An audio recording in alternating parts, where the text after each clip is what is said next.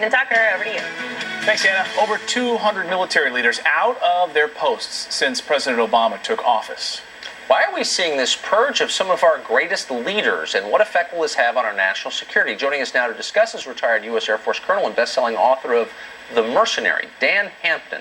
Colonel, thanks a lot for joining us this morning. So it does seem like there is an exodus of leadership from the armed services. What accounts for that?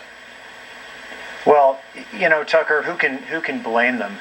The military is basically an extension of the civilian policymakers, and there isn't a policy coming out of Washington. I mean, name a strategy, a coherent, functional, rational strategy coming out of Washington. I can't. Neither can they. So a lot of these guys disagree professionally with the White House, and as a result, you know, they're getting fired. The president, being an amateur, has chosen to surround himself with other amateurs. And he's not the kind of guy to take criticism. His ego's writing checks that he can't deliver on.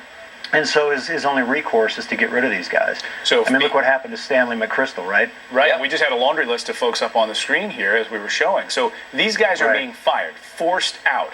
How much of a role does the president play in the purging of these guys and gals? Well, you know, you're not going to find any. You're probably not going to find any memos or anything written down on it. But all it takes from him is a word or two in the right area, and these guys are gone.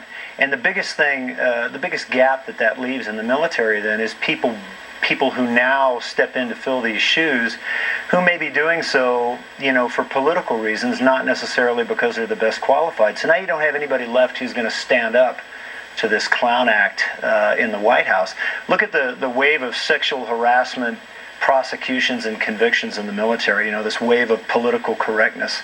You know, there's been a couple of high-profile cases lately that's cost us the services of in the Air Force's case, two very qualified and talented general officers, including an astronaut, because they overturned these sexual harassment convictions, and that ran afoul of the political hierarchy in the White House and in Congress. It's unbelievable, and it's not just that. I read the other day the administration announced that diversity is essential in our military. Why should I care what color my army is? What does it have to do with anything? Don't I want a competent and ferocious army? Like, what is that?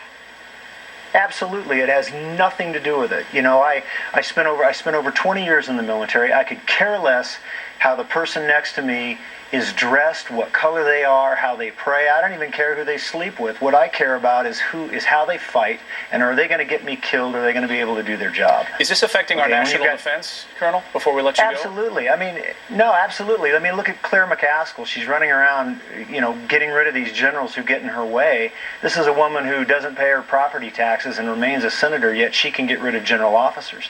And in the Air Force's case, we're going to be 1,000 fighter pilots short in a couple years because so many guys, SEALs, fighter pilots, combat troops are saying, you know what, I don't have to put up with this. Enough, I'm gone. Yeah. Colonel Hampton, thanks a lot for joining us, and thanks for that crisp and smart and pretty depressing explanation. We appreciate it. Thanks, Colonel. Well, it's always a pleasure to be back. Thanks. Thanks.